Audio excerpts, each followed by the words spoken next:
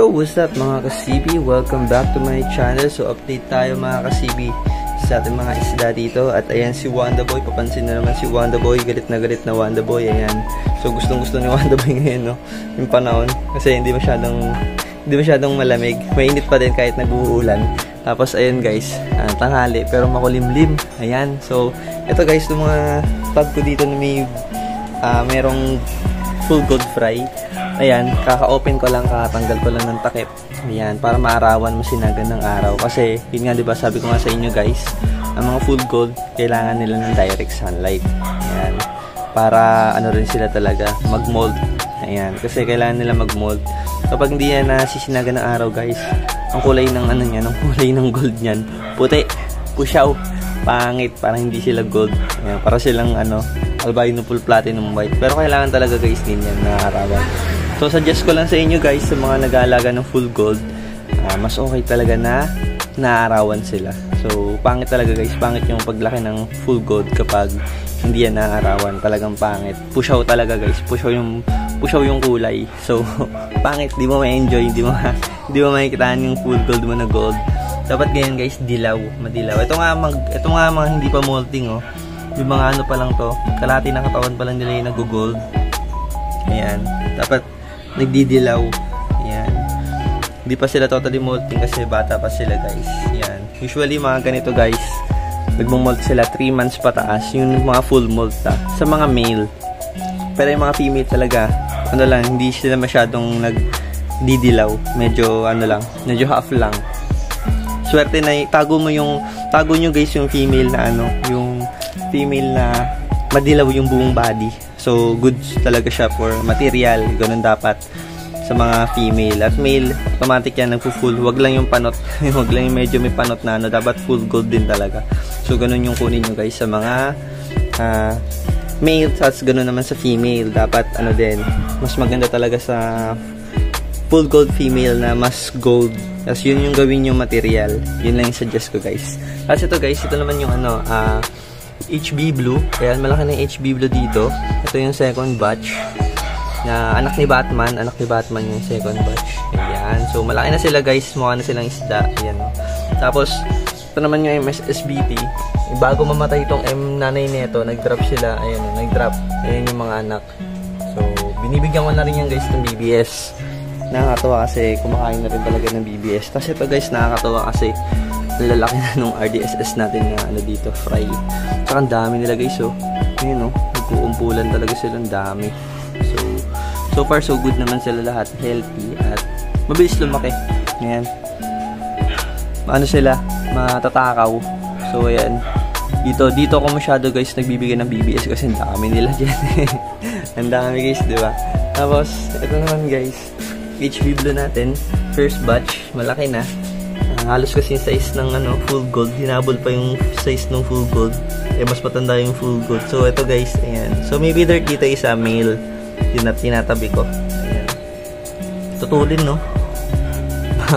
Mga gutom na guys. So, ayan. Mamaya pakainin ko guys. Meron naman ako ditong nire-reading BBS. Ayan. May mga BBS na dyan. Ayan. Mga baby brine shrimp. Ang tawag dyan guys. Tapos dito guys, wala na, nakakuha na yung 3 RDSS female. Ginawa ni Sir Mark Cortel. Ayan, shoutout sa'yo bossing. Ayan. As natira na lang dito guys is ano na lang, 3 RDSS female at isa yung magulang ng RDSS yun dito. Maraming RDSS, yun yung nanay nila nandiyan. Ayan. Boy pa din, healthy pa din. At mukhang buntis siya, yun, ang laki ng tiyan niya. Ayan, sana mag-drop din ulit para may fry enjoy. Tapos ito naman guys, update dito sa bluegrass natin. Ito kasi yung bluegrass na to, mas bet ko yung 2 female na to kasi walang dilaw sa tail. As in, wala silang dilaw, wala silang medyo yellowish. Ito kasi 3 to may pagka-yellowish. Nakita naman sa video may pagka-yellowish. Kasi ito, mukhang buntis naman na kasi yung gravid spot nila. Ayan o, yung gravid spot nila guys, sobrang dark. So, darker na. Itong isang female na dito, ayan, kaya gustong gusto ko siya mabreed, mabuntis, ayan. Sobrang pino yung pagka-grass niya sa tail. Kasi itong isa salbahe, nangaaway. So, ayan, baka pagbukurin ko yan soon. Ayan, kasi bala ko ibaba yung isang pair. Yung mas pino, lalagay ko doon. Iwan ko yung malaki ditong RDS, bluegrass. Pero yung isa, yung pair, lalagay ko doon. Sinihintay ko lang kasi ito lumaki. Yung last na fry ni Batman. Ito yung last na fry ng asawa ni Batman. Ayan. Meron dito. Madami-dami din sila dito eh. Tapos ayun, dumidikit sila dyan sa lumot. Grabe kasi lumot na ito. Ang ganda eh, oh. Clear water na malumot talaga. Tapos ayan, yung mga anak ni Batman. Marami sila dyan, guys. Hindi ko lang makita yung iba. Siguro nasa ilalim. At yung iba, ayun, nasa lumot. Natatrap sa lumot. Pero nakakawala naman sila dyan, guys. So, hanapin ko lang yung iba, guys, ha. Silipin ko lang. Nandyan lang yan, guys. Marami-rami sila dyan, eh. Ayun, nasa ilalim pala. Nandun sa mga bato, nasa mga, ayun, nasa lava rock. So, siguro nag-hunt sila dyan ng pagkain nila. Ayan. Kasi mga gapi, guys, nagsusurvive yan. Kahit hindi mo pakainin yan, marunong kumain mag-isa yan. Naghahanap ng pagkain yan. Basta wag lang makain yung parasite. Kasi delikado yun. So, ayun, dapat hindi parasite yung makain. So, para maiwasan lang din talaga, guys, yung parasite. Iwasan yung may mabulok na pagkain sa tank na hindi nila nakakain. Kasi yun yung nagkakos ng parasite. So, yun yung nakakapangit ng tubig. Tapos ito, guys, yung pea dirt natin. Ayan. Sana mag-success pa to soon. Kasi wala tayong pea dirt. Ayan. So, ito yung sa linya natin. Ang gagandahan talaga ako sa female. Ito kasi ang ganda ng tail. Ayan. Pulang-pula. Pulang-pula siya. Ito yung kapatid niya. So, hindi ko sila pwede pag-breed. Yung kapatid niya, buo na yung ears. Kahit kaedad to ng full gold. Pero ayan, ang ganda na, guys. Buo na yung ears ng natin. Hindi nga lang kadalang kabilog yung tail, pero okay na kasi wala na to, less na talaga tong feeder ko, guys, eh. So, pag wala, bili na lang ulit ng solid na line. Kasi ito naman yung natira sa MSSBT, guys. Ito yung natira sa MSSBT natin. Ayan. Kasi yung isa nito, yung magulang ng mga fry nung nakaraan, yung nandito, wala na, patay na. Tapos ito, guys, ginanto ko na. Ayan, binikan ko na tong tank na to. Tapos wala na yung mga lava rings. Ayan. Kasi may tatry ako dito, may project ako dito. Hindi ko lang alam kung kailan ako magagawa. Wala ko lagyan ng sand yun doon, or bistay, or yung yung pang aquasoy ba yun? Kaso mahal kasi pag aquasoy, siguro bistay na lang. Tapos lalagyan ko ng plants. Yun yung plano ko, lalagyan ko ng plants. Tapos ililipat ko to.